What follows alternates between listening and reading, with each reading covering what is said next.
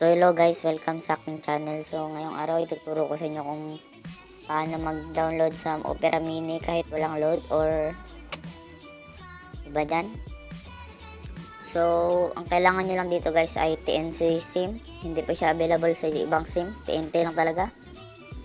Ito po siya. Try natin pumasok sa app.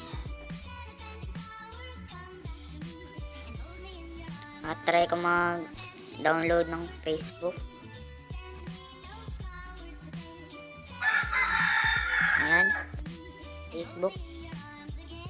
So pasensya na sa mga manok guys, iingay kasi dito na pala tayo. So yan guys, kita nyo 45 MB.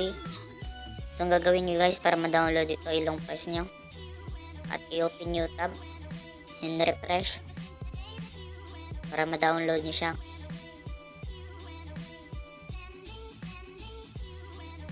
And then save and download now. Ayan guys, nag-download siya. So ito palang mangyayari kapag diniretso nyo mag-download.